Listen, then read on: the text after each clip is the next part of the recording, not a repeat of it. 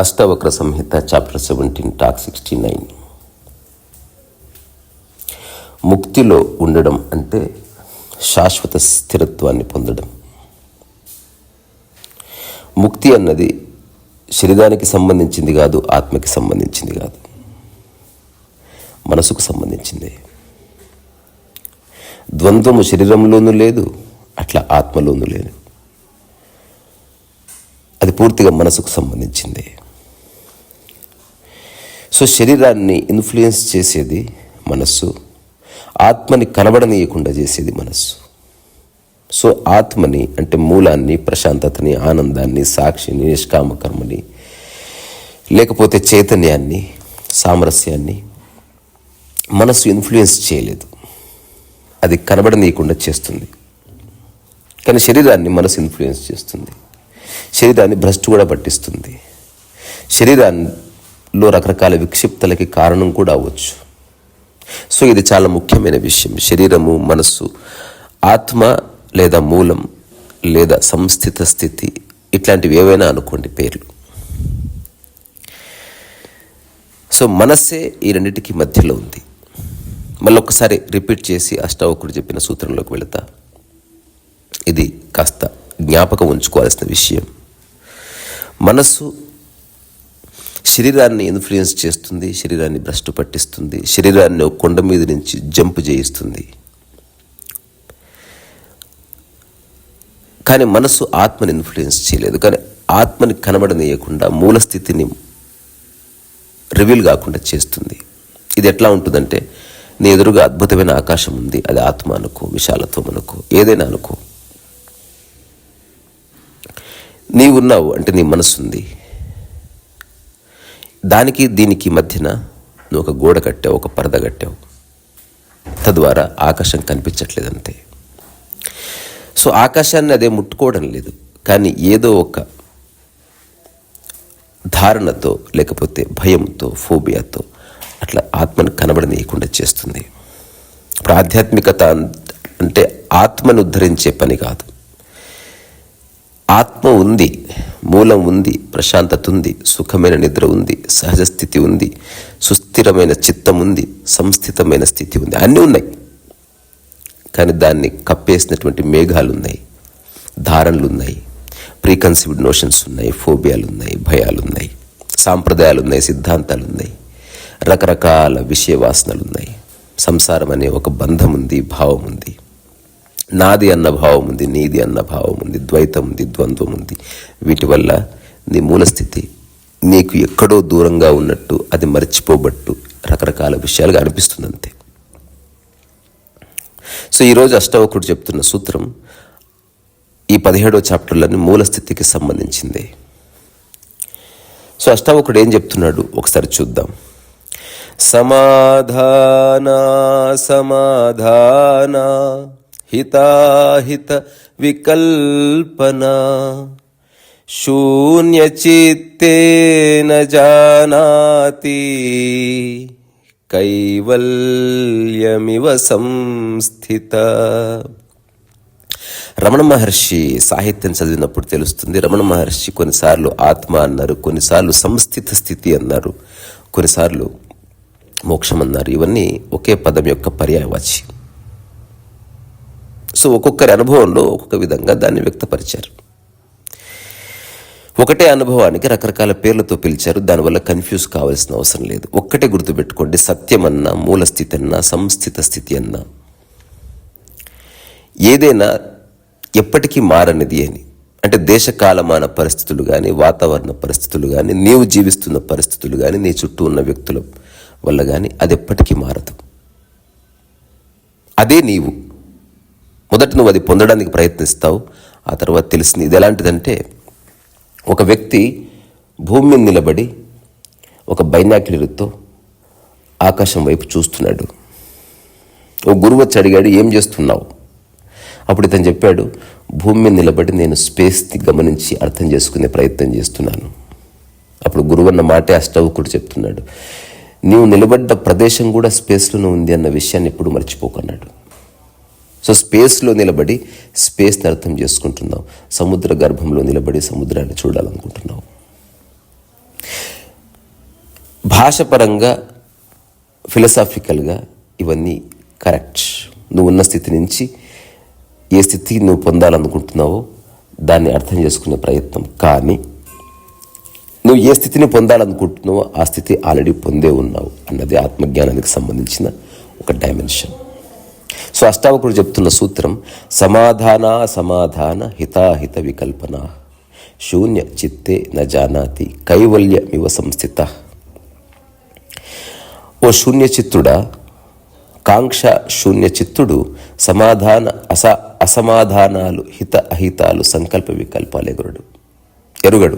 కానీ కేవలం మోక్ష విషయంలో సుస్థిరమైన బుద్ధి కలిగి ఉంటాడు. అట్టి విజ్ఞాని విదేహ విముక్తికై కైవల్య ప్రాప్తికై సుస్థితుడై ఉంటాడు.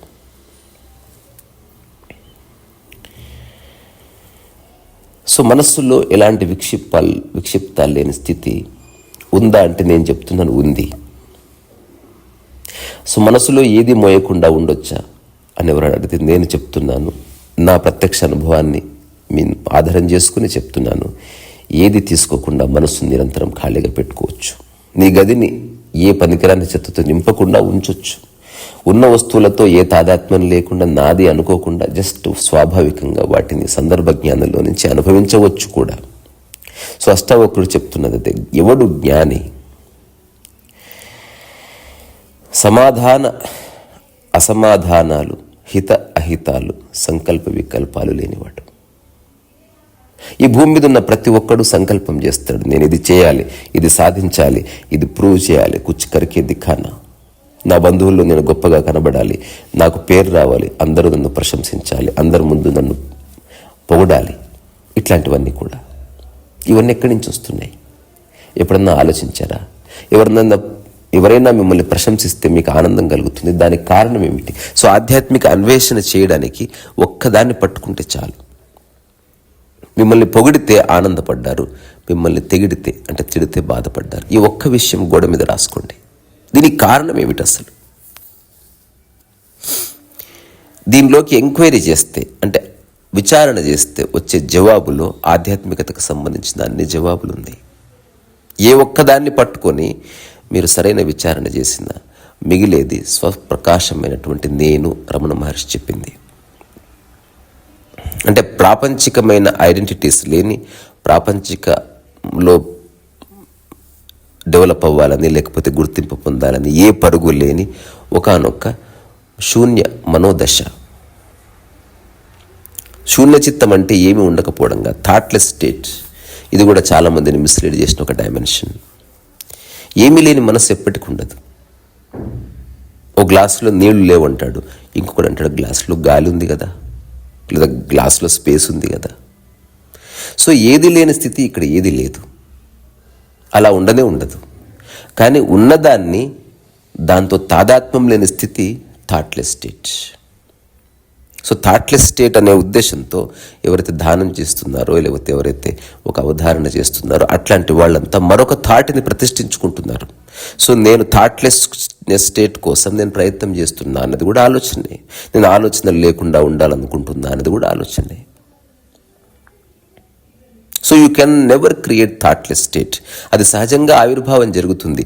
నిద్రలో థాట్లెస్ స్టేట్ ఉంది. అక్కడ నువ్వు ధ్యానం చేయడం లేదు, నువ్వు ప్రయత్నం చేయడం లేదు. ఎలా వచ్చింది ఆలోచించండి. నిద్రలో ఆలోచన రహిత స్థితి ఎట్లా వచ్చింది?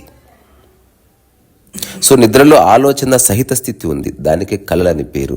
నిద్రలో ఆలోచన రహిత స్థితి ఉంది, దానికే సుషుప్తి అని పేరు, తురియ అని పేరు. అవి ఎట్లా వచ్చాయి? ఒకసారి తొంగి చూడండి. అసలు అక్కడ ప్రపంచం అట్లా పడిపోయింది. నువ్వు పడగొట్టలే, అది పడిపోయింది. సో మెలకువలు కూడా వాటితో తాదాత్మ్యత లేకుండా ఉంటే సరిపోతుంది. నీ చుట్టూ ఉన్న వస్తువులు, నీ చుట్టూ ఉన్న మనుషులు నావి అనుకుంటున్నా నిన్ను ఉద్ధరించే సిద్ధాంతాలు, ఈ మూడే మనిషిని ప్రభావితం చేసే అంశాలు. ఈ మూడే మనిషి యొక్క మనసులో తిష్ట వేసుకుని కూర్చున్న పనికిరాని విషయాలు. జస్ట్ నువ్వు చేయవలసిందల్లా ఇప్పుడే ఈ క్షణమే ఈ చిన్న ప్రయోగం చేసి చూడు. పుస్తకాలు చదవకు, గురువుల కాళ్ళు పట్టుకొని వేలాడకు, అనవసర సాధన చేయకు, గుడ్డి సాధన చేయకు, ఏ ఉపయోగం లేదు. సరైన సాధన, ఆ సాధనలో ఆచరణకి ఒక మార్గం ఉండాలి, తద్వారా ఆలోచన అంతా. సాధన యొక్క మూల సూత్రం ఇదే. ఒకదాన్ని పట్టుకో, దాన్ని ఆచరించు, అప్లై చేసి చూడు. తద్వారా ఆలోచన ఎండైంది. ఆలోచన ఎండవడంతో ప్రశ్న ఎండైంది, సమాధానం ఎండైంది. నువ్వు ఎండయ్యావు, నేను ఎండయ్యాను. మీరు అడవిలో ఒంటరిగా ఉన్నప్పుడు, మీరు గదిలో ఒంటరిగా ఉన్నప్పుడు, అసలు మీ జీవితంలో అసలు మనుషులు కానీ ఎవరు లేనప్పుడు మొట్టమొదటి జరిగే మిరాకిల్ అది. ఆలోచన ఎండ్ అవుతుంది. Thought comes to an end. మీరు అది చెయ్యరు, అది స్వాభావికంగా ఎండ్ అవుతుంది. సో ఆలోచన రహిత స్థితి కోసం ప్రయత్నం చేయడం అంత మూర్ఖత్వం మరొకటి లేదు. సో ఏవేవైతే నీవని అనుకుంటున్నావో ఇప్పుడే ఒక ప్రయోగం చేయండి. నీది అనుకుంటున్న ఒక వస్తువు మీ కళ్ళెదురుగా పెట్టుకోండి. కొన్ని ప్రశ్నలు అడగండి. అసలు నీది ఎందుకు అయింది? అది ఈ ప్రపంచంలో ఉన్న కోటాను కోట్ల వస్తువులు నీవెందుకు కాలేదు? ఒకటి నీది అనుకోవడానికి, ఒకటి నీది కాదనుకోవడానికి ఆధారభూతమైన అనుభవం ఏమిటి? ఆ ఆలోచన ఏమిటి? అది ఎక్కడి నుంచి వచ్చింది? ఊరికే విచారణ చేయండి. మీ ఎదురుగా ఉన్న మీ మొబైలే ఉంది, నీది అనుకుంటున్నావు కాబట్టి దానికి గీతపడ్డా, అది కోల్పోయినా, అది పోగొట్టుకుని పోయినా, ఎవరైనా దొంగతనం చేసినా, కనబడకపోయినా నువ్వు కాస్త ఆదుర్ద పడుతున్నావు, బెంబేలెత్తిపోతున్నావు, పరిశాన్ అయిపోతున్నావు. ఒక చిన్న మొబైల్ నీ ప్రశాంతతను నాశనం చేస్తుంది. నీదేం ప్రశాంతత? బోడి ప్రశాంతత. ఒకసారి ఒక మిత్రుడు, నేను చాలా ఏళ్ల క్రితం జరిగింది ఇది, తన జోబులో కొంత డబ్బు ఉంది. మేమంతా బస్సులో అటు ఇటు తిరిగాము, జూ పార్క్ వెళ్ళాము. ఫైనల్గా ఎక్కడో దగ్గర ఆగి చూసుకుంటే అతని డబ్బు లేదు. అతను అన్నాడు, నా పర్సు పోయింది అన్నాడు, ప్రశాంత చిత్తంతో అన్నాడు. అప్పుడు నేను చాలా ఆశ్చర్యపోయి బెంబేలెత్తిపోయాను. అసలు పర్సు పోయింది, నాది కాదు. అయినప్పటికీ డబ్బులు కదా, డబ్బులతో ఒక తాదాత్మ్యత ఉంది. డబ్బులు అమూల్యమైనవి, ఇట్లాంటివన్నీ ఉన్నాయి. దాని విలువ దానికి ఉంది. అట్లాంటి ప్రకృతిలో ప్రతిదీ అమూల్యమైంది. గాలి అమూల్యమైంది కాదా? ఆకాశం అమూల్యమైంది కాదా? రాళ్ళు అమూల్యమైనవి కావా? ఏదైనా ఒక అద్భుతమైన అడవి ఉందనుకో, అది రాళ్ళు, రప్పలు, గాలి, నీరు, ఆకాశం, చెట్లు, నీవి కానీ రకరకాల పక్షులు, ఇవన్నీ కలిస్తే ఆకాశం, ఇవన్నీ కలిస్తే ప్రకృతి అయింది. ఉత్త రాళ్ళు పెట్టి నువ్వు ప్రకృతిని క్రియేట్ చేయలేవు, ఉత్త ఆకాశం ఉన్న బాగుండదు. అన్నిటి యొక్క కలయిక. అట్లాగే జీవితంలో డబ్బుకి ఒక ప్రాధాన్యత ఉంది, కాదనేవాడు అన్నాడు. సో ఆ మిత్రుడు డబ్బు పోయింది అని చెప్పగానే నేను చాలా గాబరపడ్డాను. ఆ తర్వాత నీ దగ్గర డబ్బులు ఉన్నాయా, టీ తాగుదాం అన్నాడు. నా దగ్గర ఒక 100 రూపాయలు ఉంది, టీ తాగుదాం అన్నాను. నేను మాత్రం దాని గురించి ఆలోచిస్తున్నాను. మేము వెతకాల్సింది వెతికాం, ఎందుకంటే బస్సులు ఎక్కడెక్కడో తిరిగాం కాబట్టి అది ఎక్కడ పడిపోయిందో కనుక్కోవడం కష్టం. అతను ఒక్క నిమిషాలు నిర్ణయానికి వచ్చేసాడు. పోయింది, పర్వాలేదులే అనుకున్నాడు. ఎంత పోయిందన్న? 11,000 12,000 పోయిందన్నాడు. 11,000 పోయిందా? అన్నిలోపు నేను ఒకసారి అడిగాను, 11,000 పోయాయి, ఇంత ప్రశాంతంగా ఎలా ఉండగలుగుతున్నావు అంటే, 11,000 పోతే పోయే ప్రశాంతత ఎందుకు నీకు అన్నాడు. అప్పుడు అతను చెప్పింది నాకు అర్థం కాలే. అతని మాట అహంకారపు చేష్టగా, అతను ఒక అజ్ఞానంలో మాట్లాడుతున్నట్టుగా అనిపించింది. నేను చాలా సలహాలు ఇచ్చిందన్న ఆ రోజు. బట్ ఇప్పుడు తెలుస్తుంది, రీసెంట్గా నా లైఫ్లోనూ జరిగింది. ఇప్పుడు నేను చెప్తున్నాను, పోతే వెతుకుదాం, బాధపడాల్సిన అవసరం లేదు. కనబడకపోతే వెతుకుదాం, బాధపడాల్సిన అవసరం లేదు. ఆందోళన అక్కర్లే, గందరగోళం అక్కర్లే, అలాంటివి ఏవి అక్కర్లే. అటువంటి స్థితే ఆ శూన్య మనోదశ, ఆ శూన్య చిత్తదశనే కైవల్యం. కైవల్యం అంటే ఎప్పటికీ మారని స్థితికి చేరుకోవడం. అందుకే జైన్ దర్శనంలో మహావీరుడు కేవలి జ్ఞానం అని పిలుస్తారు. అంటే ఇలాంటి జ్ఞానము నువ్వు కలగడం వల్ల నీ యొక్క మూల స్థితిలో ఎప్పటికీ ఏ మార్పు రాదు. అటువంటి స్థితికి నువ్వు తక్షణం చేరుకోవచ్చు. దానికి అడ్డొస్తున్న అంశాన్ని జస్ట్ పక్కకు జరుపు, everything will be all right. So మనిషి త్రిగుణ సహితుడు, అంటే సత్, చిత్, ఆనందం, ఈ 3 కలిగినవాడు. ఈ ప్రపంచంలో, లేదా ప్రపంచంలో కాదు, ప్రకృతిలో ఉన్న ప్రతి దాంట్లోనూ సత్తు ఉంది, చిత్తు ఉంది, ఆనందం ఉంది. ఎప్పుడన్నా ఒక జూ పార్క్ వెళ్ళి నెమ్మలిని చూడండి, లేకపోతే ఈ ప్రకృతి యొక్క స్వరూపాన్ని చూడండి, సచ్చిదానందమే అంతా. కాకపోతే ఆధ్యాత్మిక పరిభాషలో బంధంలో ఉన్నవాడికి, బంధంలో లేనివాడికి ఉన్న ఒకే ఒక్క వ్యత్యాసం ఏమిటంటే ఈ సత్తు, చిత్తు అండ్ ఆనందం, సచ్చిదానందం, ఇవి ప్రయత్నం వల్ల, సంకల్పాల వల్ల, సమాధానాల వల్ల ఎవడైతే నిరంతరం పొందుతున్నాడో అతను త్రిగుణాల్లో ఉంటాడు, అతను సఫర్ అవుతాడు. ఎవడు త్రిగుణాతీతుడు అంటే ఈ సత్, చిత్ అండ్ ఆనందం వేరే వాటి మీద ఆధారపడకుండా అట్లా నిలబడిపోతాయో. తద్వారా యు హ్యావ్ గాన్ బియాండ్. ఒక క్వాంటమ్ లీప్ జరిగింది. ఇది ఎప్పుడైనా జరగవచ్చు, అది నీ ప్రయత్నం వల్ల జరుగుతుంది అని చెప్పడానికి లేదు. ప్రయత్నం చేసేవాడు ఉన్నంత వరకు నీకు ఎప్పటికీ విముక్తి లేదు, అది సహజంగా జరగవలసింది. అందుకే రమణ మహర్షి విచారణ అనే పదాన్ని ఎక్కువగా వాడాడు. విచారణ అంటే విచారము చేయడము కాదు, అంటే చింతించడము కాదు.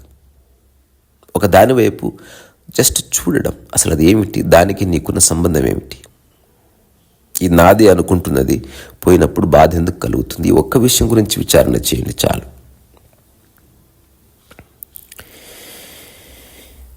సో సత్ అంటే మనకి మెటీరియలిస్టిక్గా కనబడేది ఏదైనా. చిత్ అంటే నిర్గుణ రూపంలో, నిరాకార రూపంలో కనిపించేది. ఆనందం అంటే ఆ రెండింటి కలయిక వల్ల ఏర్పడేది. ఇది ఫ్లక్చువేట్ అయ్యే స్థితిలో ఉన్నంత వరకు నువ్వు సచ్చిదానందాన్ని నిరంతరం అనుభవిస్తున్నప్పటికీ అది పోతున్న స్థితిని కూడా అనుభవిస్తావు, కాబట్టి అదే బాధగా పరిణమిస్తుంది. అట్లా కాకుండా నీ యొక్క ఆనందము కానీ, నీ యొక్క మానసిక స్థితి కానీ, ఆ తర్వాత ప్రపంచంతో నీకున్న సంబంధం కానీ, లేదా నీ శరీరం పట్ల నీకున్న ధారణ కానీ ఏది ఫ్లక్చువేట్ అవ్వడంలే. తద్వారా నువ్వు ఈ త్రిగుణాలకి అతీతంగా మారుతున్నావు. సో ఆత్మజ్ఞాని త్రిగుణాతీతుడు. ఆత్మజ్ఞానం కోసం ప్రయత్నం చేసేవాడు త్రిగుణ సహితుడు. సో మొదట అవి లేవు, తర్వాత అవి ఉన్నాయని గుర్తించావు, అవి నిలుపుకోవడానికి ప్రయత్నం చేశావు.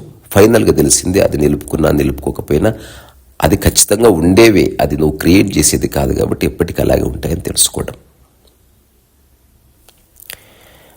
ఆ తర్వాత అష్టావక్రుడు జనకుడితో ఏం చెప్తున్నాడంటే, నిర్మమో నిరహంకారో నకించిదితి నిశ్చిత అంతర్గళిత సర్వాశ కుర్వన్నపి కరోతినా.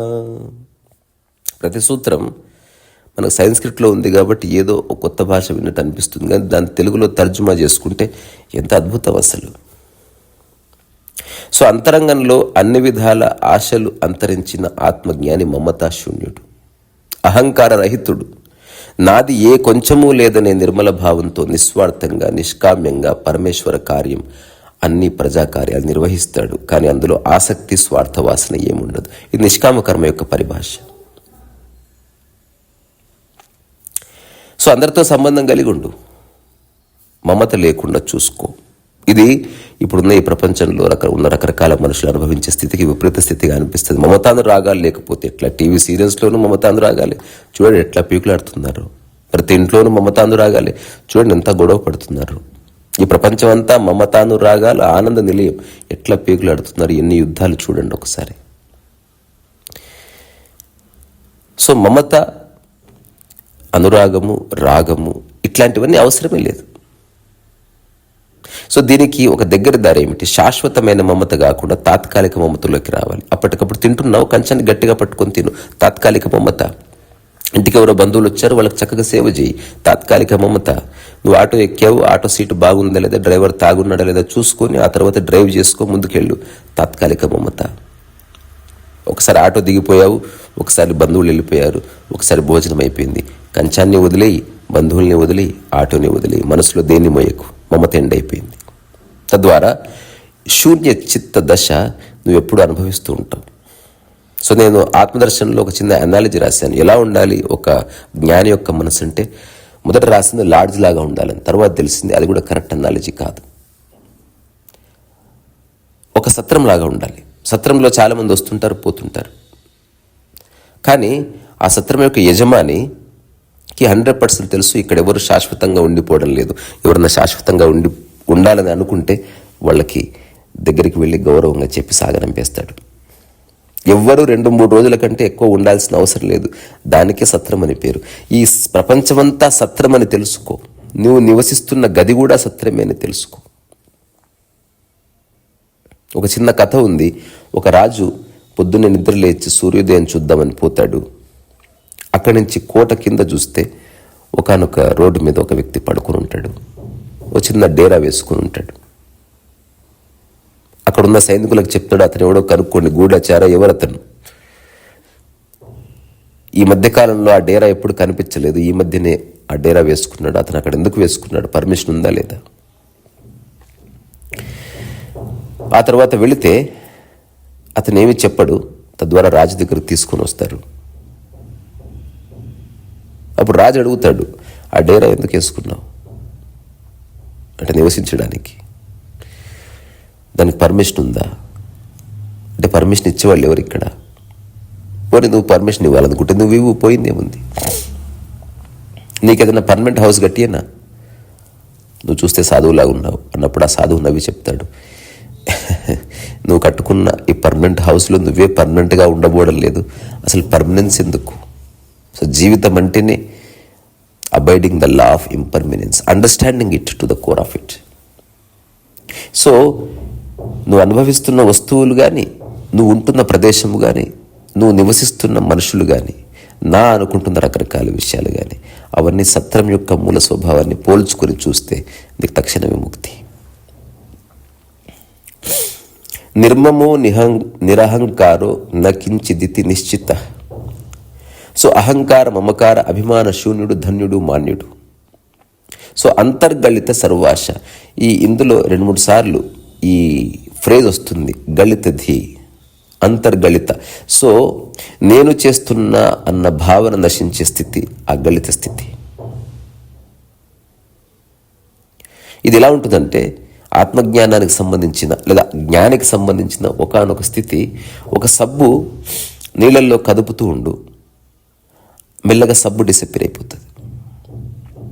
దీనికి ఇంకొక అనాలజీ, సబ్బుకి మరకంటింది, అప్పుడు ఇంకొక సబ్బుతో దాన్ని క్లీన్ చేయాల్సిన అవసరం లేదు. సబ్బు తన మరకని తానే క్లీన్ చేసుకుని అట్లా డిసప్పేర్ అయిపోతుంది.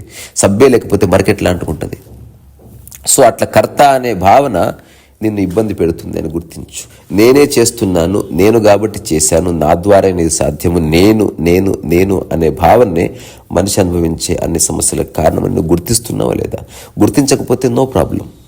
కానీ ఒక్కటి గుర్తుపెట్టుకో, ఈ వారంలోనో ఈ నెల రోజుల్లోనో నువ్వు ముఖం మాడవడానికి కారణం నువ్వు నేను అనే భావన, నువ్వు బాధపడడానికి కారణం నేను అనే భావన, నువ్వు ఆనందపడడానికి కారణం నేను అన్న భావన, నువ్వు ఎగిరి గంతులేయడానికి కారణం నేను అన్న భావన.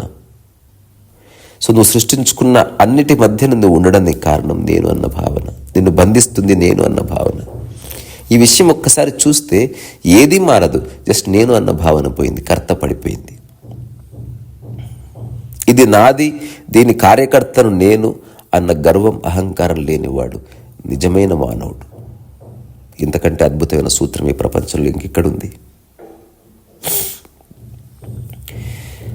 సో ఇక్కడ నాది కాదంటూ ఏది లేదు, అట్లాగే ఇక్కడ నాదంటూ ఏది లేదు. ఏదైనా పట్టుకున్నప్పుడు నీదనే పట్టుకో. ఇంతకుముందు చెప్పినట్టు తాత్కాలిక మమతని ఏర్పాటు చేసుకో.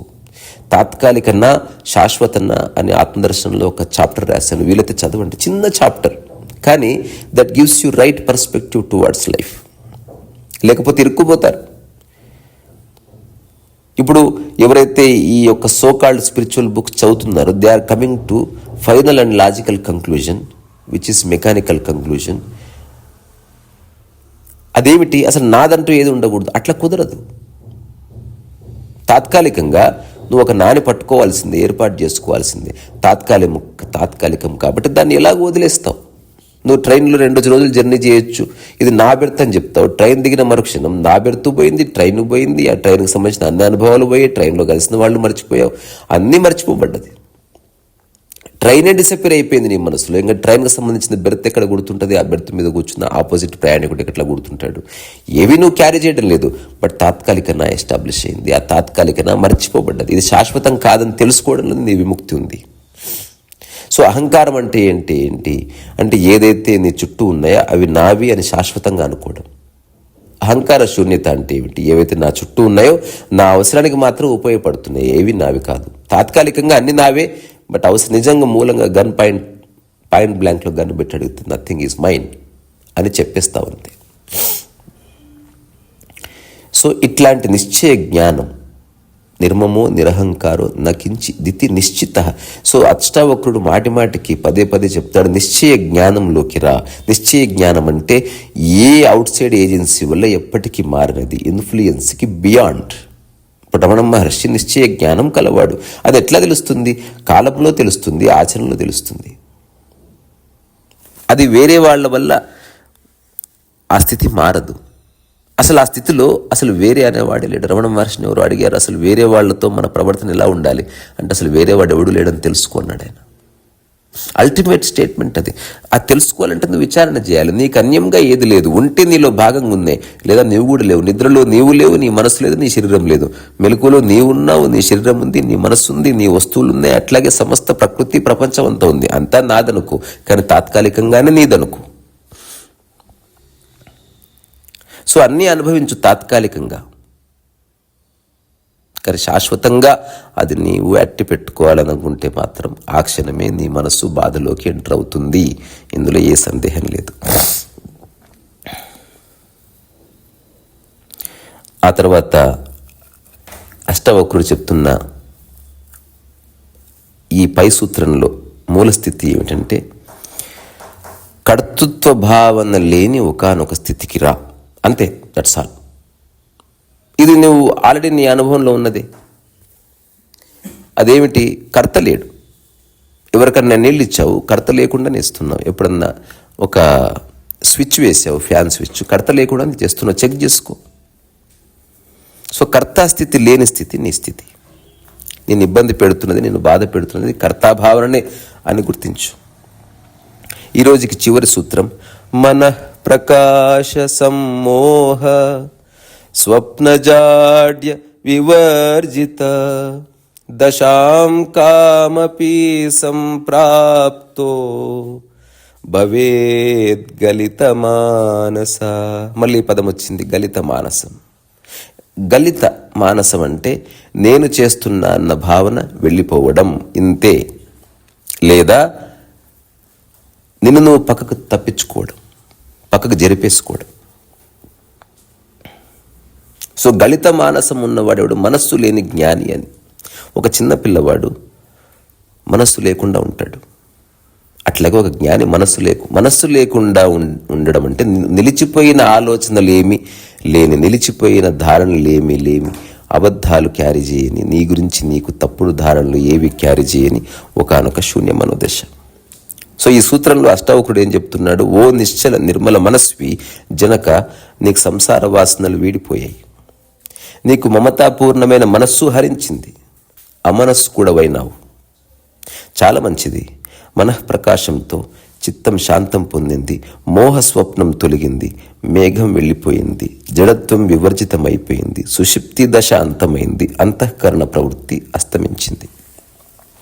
ఈ అన్ని స్టేట్మెంట్స్లో మూలం ఒక్కటే, కర్తాభావన పోయిందని చెప్తున్నాడు అంతే. ఇప్పుడు ఉదాహరణకి మనం బ్రేకప్ అయిందంటాం ఒక అమ్మాయి అబ్బాయికి, అసలు దాని లోపు తొంగి చూడండి, అసలు ఏం జరుగుతుంది? What is it? బ్రేక్ అయింది ఏమిటి? అసలు శరీరం అలాగే ఉంది, అతను అలాగే ఉన్నాడు, నువ్వు అలాగే ఉన్నావు, అతని ఇల్లు అట్లాగే ఉంది, నీ ఇల్లు అట్లాగే ఉంది, నీ ముక్కు అట్లాగే ఉంది, ఆయన ముక్కు అట్లాగే. What is it? Broke. So నా మనసు విరిగిపోయింది. ఒక ఓల్డ్ హిందీ సాంగ్ గుర్తొస్తుంది నాకు, షీషా హో యా దిల్ హో ఆఖిర్ టూట్ జాతా. బక్వాస్ పాట ఇది, ఉత్త పనికిరాని పోయిట్రీ. షీషా అద్దం పగిలిపోవచ్చు, మనసు పగిలిపోదు. అసలు మనసు ఉంటే కదా పగిలిపోవడానికి. అదేమైనా ఫిజికల్ రియాలిటీనా? సో నువ్వు థాట్ని జడంగా మార్చి దాన్ని పగలగొడుతున్నావు అంతే. అంటే ఒక స్థిరమైన అభిప్రాయము రాయిలాగా మారిపోతుంది. దానికి అగెనిస్ట్గా ఎవడన్నా ప్రవర్తిస్తే అట్లా బ్రేక్ అయిన భావన కలుగుతుంది. నువ్వు నా హృదయాన్ని ముక్కలు ముక్కలు చేసావంటది ఒక అమ్మాయి. బక్వాస్ అది. అసలు హృదయానికి ఆపాదించే మాటగానే కాదు. సో నేను ఒక అమ్మాయి మీద మనసు పడ్డాను, లేదా ఒక అబ్బాయి ఒక అమ్మాయి మీద మనసు పడ్డాడు, అమ్మాయి అబ్బాయి మీద మనసు పడ్డది. ఇప్పుడు వాళ్ళు మనసు పడ్డ తర్వాత చేసే ఆ పీకే కార్యక్రమం ఏందో తెలుసా? ఒకరి గురించి ఒకరు ధారణ క్రియేట్ చేసుకోవడం. వీడు ఇలాంటి వాడు, వీడు మంచివాడు, నా చిన్న నా బంగారు, ఇతను ఇలాగే ఉంటాడు, ఇట్లా చేస్తాడు, అతను నేనంటే చాలా ఇష్టం, నేను ఇచ్చింది ఖచ్చితంగా తింటాడు, నేను ఇచ్చిన బట్టలే వేసుకుంటాడు. ఇట్లాంటి ధారణలన్నీ కలిపి ఒక రాయి ఫామ్ అయింది మనసులో. అభిప్రాయం అనే రాయి ఫామ్ అయింది. అది ఇప్పుడు రిజిడ్గా మారిపోయింది. ఇప్పుడు హఠాత్తుగా స్మోక్ చేయనని ప్రామిస్ చేశాడు, హఠాత్తుగా స్మోక్ చేస్తుంటే చూసావు ఆ రాయి బద్దలైపోయింది. ఖలేజా సినిమాలో అంటాడు కదా, గుండె బద్దలైపోయింది ఆ బంగారం. ఏం చేశాడు? ఆ ఫైకస్ అనే చెట్టు తీసి నేలకెత్తి కొట్టి దాన్ని కాలుతో ఒక్క తన్ను తన్నాడు. అప్పుడు ఆ అమ్మాయి చాలా ఫీల్ అయిపోయి అక్కడ ఉన్న రాడ్ తీసుకొని ఎత్తి వల్ల కొడుతుంది హీరోది. ఏం జరుగుతుంది అసలు అంటే నీ మనసులో ఏర్పరచుకున్న ఒక స్థిర అభిప్రాయం, ఒక స్టూపిడ్ అభిప్రాయం బ్రేక్ అయిందంతే. థాట్ బ్రేక్ అవ్వడం అనేది అంటే అభిప్రాయం బ్రేక్ అవ్వడమే, ధారణ బ్రేక్ అవ్వడమే. సో ఏ అభిప్రాయాలు లేని ఒకానొక శూన్య మనోదశ, ఏ ప్రీకన్సీవ్డ్ నోషన్స్ లేని, ఏ కాన్సెప్ట్స్ లేని, ఏ ఐడియాలజీస్ లేని, ఏ సిద్ధాంతాలు లేని, ఏ బారోడ్ తత్వాలు లేని మనస్సు, గళిత మానసం. అద్భుతమైన పదం, గోడ మీద రాసి పెట్టుకోండి. అంటే మనస్సు లేని జ్ఞాని. జెన్ యొక్క పరిభాష ఇది. నేను రాసిన మొదటి పుస్తకం రీసెంట్గా తెలుగులో ట్రాన్స్లేట్ చేసింది. అసలు ఆ పదం ఉందని కూడా ఎవరికి తెలియదు. అది నాకు 2009లో తారసపడ్డది. అప్పుడు అనిపించింది ఇది నా మనసుకు సంబంధించిన వ్యాఖ్య. ఇది మనసుందా అంటే ఉంది, కానీ స్థిరమైన మనస్సు లేదా స్థిరమైన అభిప్రాయాలు ఉన్న మనస్సు రెండు వేరే వేరే. ఇప్పుడు స్థిరమైన సరస్సు అంటే మంచు గడ్డ కట్టింది అని, స్థిర అభిప్రాయాలు ఉన్న మనస్సు అంటే స్థిరమైన అంటే నది ప్రవాహ స్థితిలో ఉంది, స్థిరంగానే ఉంది, కదులుతూ స్థిరంగా ఉంది. ఒకటి కదలకుండా స్థిరంగా ఉంది, కదలకుండా స్థిరంగా ఉన్నది బ్రేక్ అవుతుంది. కుర్చీ బ్రేక్ అవ్వచ్చు, టీవీ స్క్రీన్ బ్రేక్ అవ్వచ్చు. అట్లాగే ఒక మనిషి మీద ఏర్పరచుకున్న అభిప్రాయాలు, నీ మీద నువ్వు ఏర్పరచుకున్న స్థిర అభిప్రాయాల వల్లనే నువ్వు గాయపడుతున్నావు. నా మనసుకు పెద్ద గాయమైంది, అతను తిడితే స్థిర అభిప్రాయం ఏర్పడుతుంది. ఒక జ్ఞానం తిట్టు కూర్చు ఫరక్నే పడతా. నిన్ననే రాత్రి క్రికెట్ ఆడాము, శ్మశానంలో పడ్డది. టైసన్ గోడెక్కి దుంకాడు, చూశాడు. అంతలో ఆ శ్మశానంలో ఎవరో ఉంటున్నారు. వాళ్ళకి భయం వేసింది, ఎవరైనా దొంగలు వచ్చారేమని. మేము నడుచుకుంటూ వెళ్ళి మేము అప్పటికి నిర్ణయించుకున్నాం రేపు పొద్దున చూసుకుందాంలే అని. అంతలో ఆ ఇంటి పెద్ద ఆయన కట్టుబట్టుకున్న ఎవడరా మీరని వచ్చాడు. ఎందుకంటే గోడ దుంకడం తప్పని ఒక స్థిర అభిప్రాయం బ్రేక్ అయింది. నాకు అట్లాంటివి ఏమీ లేవు. ఆ తర్వాత అతను కోప్పడ్డానికి, ఒకవేళ నేను ఏమాత్రం అగేనిస్ట్గా మాట్లాడినా, సామరస్యం దెబ్బతీసే మాట, అహంకారపు మాట, బరాబర్ దుంకుతా, నీదేం పోయిందన్నాం అనుకో, కథం, తన అభిప్రాయం బ్రేక్ అయిపోతుంది. అక్కడి నుంచి కోపం రావచ్చు, ఏదన్నా రావచ్చు. నేను చేసి చెప్పింది ఒకటే, ఆఫ్కోర్స్ గోడ దుంకడం తప్పే, ఏముంది అందులో. ఎవరన్నా నా గోడ దుంకితే కూడా నేను ఇలాగే రియాక్ట్ అవుతాను. కానీ రాత్రి 10-10:30 అయింది కదా, మీరు నిద్రపోయి ఉంటారేమో, ఈ రాత్రి మిమ్మల్ని పిలిచి డిస్టర్బ్ చేయడం ఎందుకు. ఇప్పుడు అతను ఒక స్టూపిడ్ లాజిక్ తీసుకొచ్చాడు, ఈ వీధిలో ఆడకూడదు అన్నాడు. అది నీకు రైట్ లేదు, నేను తప్పకుండా ఆడతా. బాలేయొద్దన్నావు, గోడ దుంకొద్దన్నావు, అంతవరకు ఓకే. అతను చెప్పాను, ఐఎమ్ రియల్లీ సారీ. అక్కడితో డిస్కషన్ ఎండ్ అయిపోయింది. దానికి కారణం ఏమిటి, అతను ఏ అభిప్రాయం ఉన్నాడో ఆ అభిప్రాయాన్ని నేను జస్ట్ స్ట్రెంథెన్ చేసి పంపించాను అంతే. దానివల్ల నాకు వచ్చేది లేదు, పోయేది లేదు. అసలు బాలు శాశ్వతం కాదు, క్రికెట్ శాశ్వతం కాదు, ఆ శ్మశానం శాశ్వతం కాదు, ఆ శ్మశానంలో పడుకుందులంతా శాశ్వతం కాదు. ఆడు అక్కడికి పోవాలి, నేను అక్కడికి పోవాలి. ఆఫ్టర్ బాల్ గురించి డిస్కషన్ ఎందుకు. ఒక ధారణ, గోడ దుంకడం తప్పు. అదే పల్లెటూళ్ళలో ఏమీ కాదు, పక్కింటి వాళ్ళకి అసలు ఏం అడగకుండా మిద్ద మీదకి వెళ్ళిపోతారు, బాలు తెచ్చుకుంటారు, జామకాయలు తెంపుకుంటారు, ఏమైనా చేస్తారు. వాళ్ళు ఇంకా ఆ ధారణ క్రియేట్ చేసుకోలేదు. ఇప్పుడు పట్టణంలో ఆ ధారణ వచ్చేసింది. నువ్వు పక్క ఇంటి వాడి గోడ వెక్కి తొంగి చూడడానికి కూడా వీళ్ళు భయపడిపోతారు. ధారణ క్రియేట్ అయింది. ఒక 20 ఏళ్ల క్రితం అట్లా ఏం లేదు, ఎవరింటికైనా ఎవరైనా వెళ్ళొచ్చు. ఇప్పుడు మీరు గమనించారా, అసలు ఏ సేల్స్ మ్యాన్ మన ఇంటి దగ్గరికి రావడంలే. సీసీ కెమెరాలు వచ్చేసాయి, సేల్స్ మ్యాన్స్ మీద అభిప్రాయం దెబ్బతిన్నది. సో సేల్స్ మ్యాన్ మన ఇంటికి వచ్చే బదులు సేల్స్ మ్యానే మన ఇంట్లో ఉంటున్నాడు అమెజాన్ పేరు మీద. తద్వారా ఏ ఫియర్ లేదు. సో ఈదర్ ఒక అభిప్రాయం సెటిల్ అన్న అవ్వాలి, లేదా ఏ అభిప్రాయం లేకుండా ఉండాలి. ఇప్పుడు ఎవరైతే సాంప్రదాయాల్లో ఉంటారో వాళ్ళకి అభిప్రాయాలు సెటిల్ అయ్యాయి. ఇంకా జీవితకాలం అంతా సంధ్యావందనం చేసుకుంటాడు, ఇట్లే ఉంటాడు, అట్లే చేస్తాడు. ఇంకా అది ఎవరున్నా, అది ఎవరు చెప్పినా అతను మారడు. అదొక స్థితి, రిజిడ్ స్థితి, కానీ ప్రాబ్లం లేని స్థితి. It's okay. రెండవది ఏమిటి, అసలు ఏ అభిప్రాయం లేదు, you are flexible like water. అభిప్రాయాలు గడ్డగట్టకపోయిన స్థితి ఉంది, కానీ అది ఎప్పుడైనా బ్రేక్ అయితే చాలా విధ్వంసం జరుగుతుంది. ఆ మనిషి డివాస్టేట్ అయిపోయి కొలాప్స్ అయ్యే ప్రమాదం ఉంది. సో జస్ట్ ఈ సూత్రాలన్నిటి యొక్క మూలం ఇంతే. నీవే ఒక సమస్య, నువ్వు పక్కకు జరుగు, everything will be all right. లేదా కర్తాభావన లేకుండా అన్ని పనులు చేయి, everything will be all right. స్థిరమైన 3 అభిప్రాయాలు ఏ విషయం మీద క్రియేట్ చేసుకోకు, తద్వారా అవి బ్రేక్ అయ్యే అవకాశం కానీ ప్రమాదం కానీ ఉండదు. తద్వారా నువ్వు ఎప్పుడు శూన్య మనోదశని అనుభవిస్తావు. Everything will be all right. నిరకాంక్షిగా ఉండు, మమత కలిగి ఉండకు. తాత్కాలికంగా మమత కలిగి ఉండి తాత్కాలికంగా దాన్ని వదిలి, then everything will be all right. So ఇట్లా చిన్న సూత్రాలు. నీ చుట్టూ ఉన్న సంసారం ఉంది, దాన్ని డిస్కార్డ్ చేయకు. నీ మనసులో ఉన్న సంసారాన్ని తీసేసి. నాకు తెలిసి అష్టవక్ర వింటున్న వాళ్ళల్లో ఈ 65 రోజులు ఈ ఒక్క స్టేట్మెంటు అట్లీస్ట్ ఒక 1000 మందికి అర్థమైంది. నేను మళ్ళీ అది రిపీట్ చేస్తాను. ఇందులో రహస్యం ఉంది, విషయం ఉంది. నీ చుట్టూ ఉన్న సంసారం మారదు. నీ చుట్టూ ఉన్న వస్తువులు మాయంగావు. నీ చుట్టూ ఉన్న మనుషులు మాయంగావు. నా అనుకుంటున్న మనుషులు నిన్ను బాధిస్తున్నారు. నువ్వు ఎక్కడికో హిమాలయాలకు పోతే ఆ నా అనుకున్న మనుషుల్ని వదిలేసిపోతున్నావు, కానీ మనసులో వదిలేయడం లేదు కదా. ఇది ఒక చిన్న కథ చెప్పి ఇక్కడి నుంచి ముగిస్తాను. ఈ కథ చాలాసార్లు చెప్పున్నాను, చాలా మంచి కథ. మీరు ఎవరికైనా చెప్పండి ఈ కథ, పర్వాలేదు. ఒక సైంటిస్ట్ ఉంటాడు, అతని దృష్టి అంతా సైన్స్ మీద. అతనికి ఒక ల్యాబ్ ఉంటుంది, ఎప్పుడు ప్రయోగాలు చేస్తూ ఉంటాడు. అప్పుడప్పుడు భార్య వస్తుంది, బ్రేక్ఫాస్ట్ తీసుకొని కాఫీ తీసుకొని, కానీ వచ్చిన ప్రతిసారి తను డిస్టర్బ్ అవుతుంది. దానికి కారణం ఏమిటి? అతని సాక్స్లకున్న స్మెల్.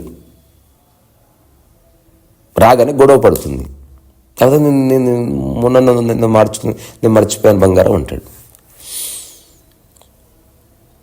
సో ఫైనల్గా ఇది చిలికి గాలివాని బ్రేకప్ అయ్యే వరకు వచ్చింది. ఇప్పుడు ఈమెకి ఏ కాంప్లైంట్స్ లేవు. అతను సైన్స్లో అద్భుతాలు చేస్తాడు, ఏదైనా కొత్తది కనుక్కున్నాడా, అతనికి నోబెల్ ప్రైజ్ వచ్చింది, ఇవన్నీ రిలవెంట్. సాక్స్ ఉందా లేదా ఎప్పుడు అదే చూస్తుంది. ధారణ ఫిక్స్ అయిపోయింది.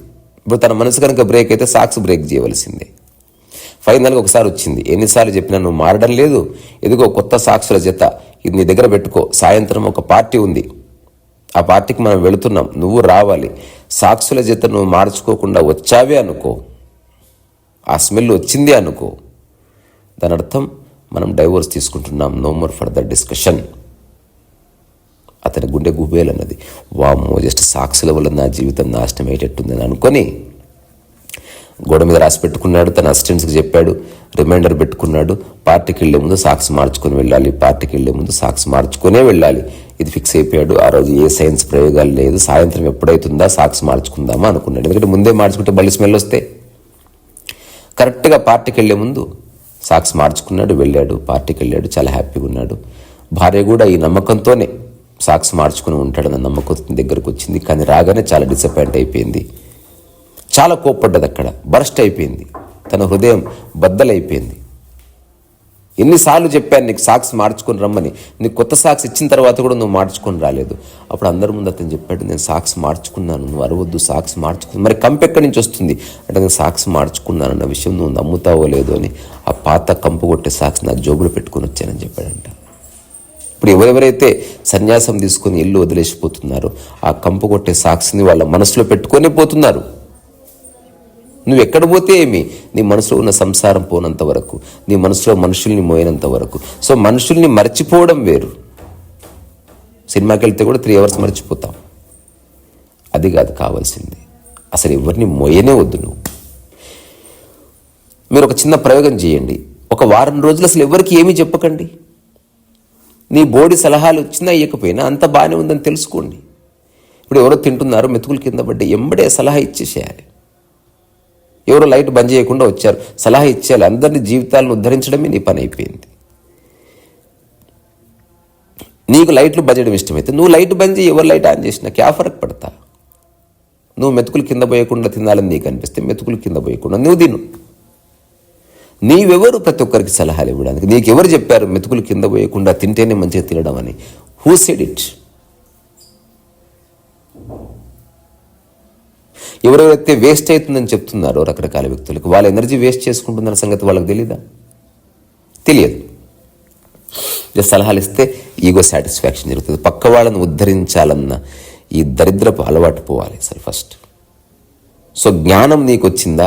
నిజమైన ఆత్మజ్ఞాని ఎవరిని ఉద్ధరించాలనుకోడు, కానీ ఎవరైనా వాళ్ళంతకు వాళ్ళు ప్రిపేర్ అయ్యి తన దగ్గరికి వస్తే, తన సమక్షంలోకి వస్తే, వాళ్ళలో ఆ మానసిక పరిపక్వత ఉంటే ఒక మాట చెప్పి పంపిస్తాడు. జ్ఞాని ఎవరిని బంధించాడు. జ్ఞాని అనేవాడు అతి సాధారణ మనిషి. ఒక కుక్క, పిల్లి, జింక, పులి లాంటివాడు, ఒక ఎగిరే పక్షి లాంటివాడు, ప్రవహించే నది లాంటివాడు. అతను ఎవరిని బంధించడు. నిజమైన జ్ఞానికి ఆశ్రమం ఉండదు, పద్ధతి ఉండదు. ఇది ఒక్కటి గుర్తుపెట్టుకోండి. నిజమైన జ్ఞానికి ఆశ్రమం లేదు, పద్ధతి లేదు. ఏ ధారణే లేనప్పుడు ఆశ్రమం పద్ధతి ఎట్లా వస్తుంది? సో ఎవరెవరైతే దుకాణాలు పెట్టుకున్నారో వాళ్ళంతా ఒక ప్రాపగండాతో ఏదో ప్రపంచంలో ఇరుక్కుపోయారు. వాళ్ళందరిని చూసి జాలిపడవలసిందే. వాళ్ళు సాధించేది ఏముండదు.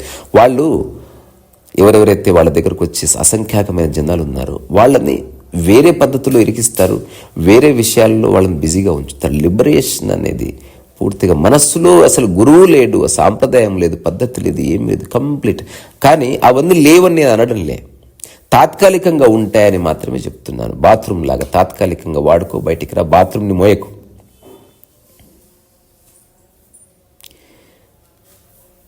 సో కంపు కొట్టే మనస్సుని నువ్వు హిమాలయాలకు తీసుకెళ్ళినా అది కంపు కొడుతూనే ఉంటుంది. సో సంసారం, నేను చెప్పాలనుకున్న చివరి మాట అంటే మిత్రులందరికీ నచ్చింది, వీరితో రాసి పెట్టుకోండి. సంసారం నీ చుట్టూ ఉన్నది ఎప్పటికీ డిసపియర్ కాదు. సో నీ మనసులో సంసారాన్ని వదిలేసి, అంతే. నీ మనసులో మనుషులను దింపేసి ఆటో ఎక్కి పంపించేసి, నీ మనసులో ఉన్న ధారల్ని ఆటో ఎక్కి పంపించేసి, నీ మనసులో ఉన్న మూఢనమ్మకాలని ఆటో ఎక్కి పంపించేసి, నీ మనసులో ఉన్న ప్రీకన్సీవ్డ్ నోషన్స్ ఆటో ఎక్కించి పంపించేసి ఇంకా టాటా బై బై చెప్పు, లేదా పక్కన పెట్టుకో. అవసరం ఉన్నప్పుడు ఆ ఒక్కటి వాడుకొని మళ్ళీ పక్కన పెట్టు. ఇది అత్యంత దగ్గర దారి. సో మీలో కర్తాభావన కంప్లీట్గా డిసప్పేర్ అయిపోవాలని నేను సరదాగా కోరుతూ ఇక్కడి నుంచి మీ ఓపిక శిరస్సు ఉంచి నమస్కారం చేస్తున్నా. రే సరస్సు వయసు.